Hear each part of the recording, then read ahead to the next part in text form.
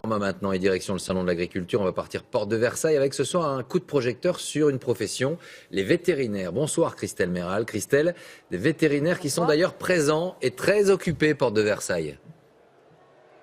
Effectivement, chaque jour, il y a 3 vétérinaires pour les 4000 animaux et toutes les nuits, il y a un vétérinaire de garde. Les animaux présents sur le salon passent le concours général agricole. Ils sont donc en bonne santé. Résultat, les vétérinaires interviennent surtout pour des soins sans gravité. Pas de grosses interventions, donc pas de naissance non plus. La loi interdit le transport des femelles en fin de gestation. Les vétérinaires qui se relaient pendant le salon viennent de toute la France.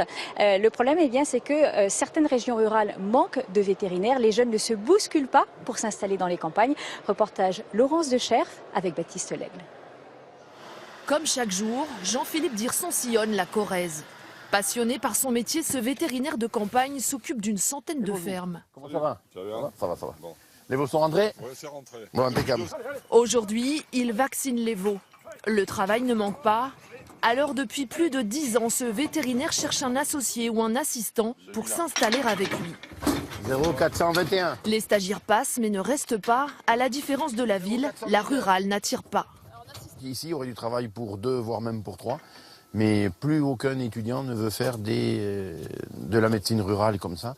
Ils veulent aller soigner les chiens et les chats, soigner les chevaux beaucoup. Mais la rurale, plus personne ne le veut. Cet éleveur a besoin du vétérinaire pour toutes les vaccinations, mais aussi pour les urgences, comme les naissances qui se passent mal. Quand il le faut vraiment, oui, je l'appelle. Si je peux faire sans, je fais sans. Voilà. Vous imaginez un jour que par exemple, il n'y ait pas de remplaçant? Ben, pas de remplaçant, le problème, on sera obligé d'appeler plus loin. Aller toujours plus loin. Pour passer de ferme en ferme, ce praticien roule 130 000 km par an. Il y a des clients qui m'appellent de plus en plus loin, puisqu'il y a des vétérinaires qui se déplacent de moins en moins d'une part, et que d'autre part, ceux qui se déplacent sont de plus en plus occupés. Des kilomètres qui coûtent cher. Pour une médecine, pas toujours rentable. Tu l'as mise à part des autres, non? Cette éleveuse fait appel à lui pour une brebis malade. L'animal est amorphe et ne rumine plus. Là, je vais la perfuser, parce qu'elle est très très faible. Elle manque de calcium et d'énergie. Parfois, l'acte médical coûte trop cher pour un éleveur, comparé à la valeur de l'animal. Ici, il devrait facturer 100 €. En fait, je ne lui facturerai pas 100 € parce que la brebis ne vaut pas 100 €. Donc je ne peux pas facturer ce prix-là. Voilà. Donc en fait, je vais lui facturer probablement la moitié. Résultat, pour gagner 3 500 € bruts par mois, ce vétérinaire n'hésite pas à travailler 70 heures par semaine. Une charge de travail qui peut effrayer les jeunes étudiants de cette école vétérinaire. Ici, ils apprennent en 5 ans le métier de véto qu'ils exerceront à la ville ou à la campagne. Allez, vous avez celle-là qui ne va pas être la plus difficile, je pense, à diagnostiquer. Ok?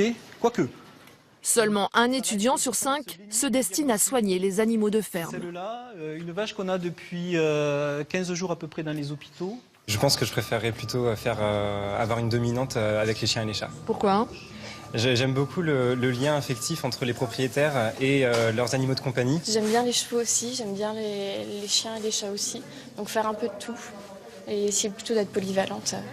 Donc tu te places bien en arrière du coup. L'objectif des enseignants n'est pas de former plus de vétérinaires, mais de les motiver pour la pratique rurale, un avantage pour les jeunes diplômés. Et le fait qu'il y ait 2 communications... Il n'y a pas de souci, un jeune qui sort d'une école vétérinaire formé à la rurale, normalement, quelle que soit l'école vétérinaire, des 4 écoles vétérinaires françaises, oui, il trouve du boulot quand il veut, comme il veut, presque à l'endroit où il veut en rural.